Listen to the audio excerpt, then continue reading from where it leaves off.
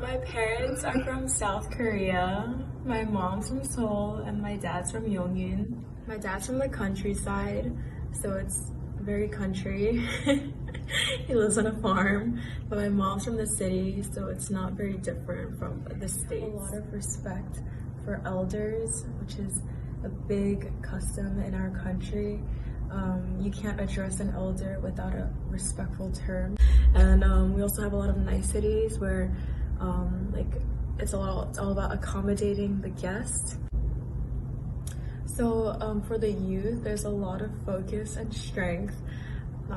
there's a lot of focus on academics, and it's like to the point where everyone goes to like cram school from like 8 a.m. to like past 10 p.m. So that's like a really big cultural thing in Korea. Yeah, I feel like we're able to get together as a community really well, especially during the pandemic. They have like almost like 0 cases now, so yeah, I don't like how Korea is still like a bit conservative compared to the States. Like there's like a lot of like homophobia, transphobia, racism, because they tend to think of themselves as the best. Number one, there's a lot of respect for elders. Even if it's just like a year older, you're like still expected to use like a respectful tone and language towards them. Number two, there's a lot of national pride within Koreans. We're very proud of where we came from and how we like obtained liberation from Japan. Number three, cultural food is very distinctive in Korea. We have a lot of traditional Korean dishes that really make up the culture. Number four, can you tell I'm reading from the screen?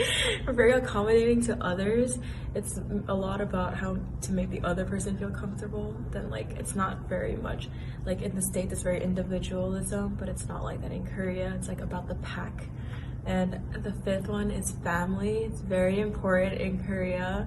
There's a lot of value and a lot of focus on family. Yeah. Number one is elders. I feel like it was ingrained in me from when I was younger to have a lot of respect for anyone who's older than me. Yeah. Number two is family.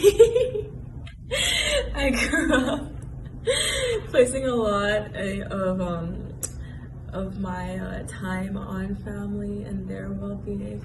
Number three is like accommodating to others. It was a lot. I like tried to make sure like others felt better before me, so I put a lot of people in front of my own needs. Number four is food. I feel like a lot of the dishes I ate growing up really shaped the way I am. National pride. I grew up very proud of my culture. The cultural aspect of putting others' needs before mine has really translated into making me a global citizen, because I'm able to apply all of my habits from my culture into my everyday life. So Korea is very environmentally friendly because recycling is like a huge part of Korea's culture. Like it is very expected of you to recycle. If you don't, it's like a huge like crime. Also, there's like a very big push to only use reusable stuff. So even if you go to like Starbucks or like a coffee shop, they'll only give it to you in mugs and you're expected to bring it back. There's no plastic cups, no plastic straws. Everything's in reusable cups and there are no plastic bags. So yeah. So Korea still has like pretty strict gender roles and stuff allocated, like expected of certain genders.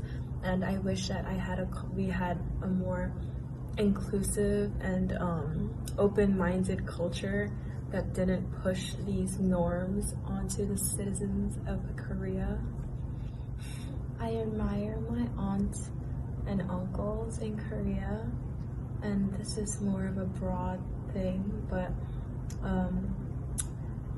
in 2016, there was like a series of protests in Korea to like tell the president to resign because he was like involved in the scandal where it was like, you know, and like I think like a lot of Koreans hit the streets to protest, and it really symbolized the unification of the community.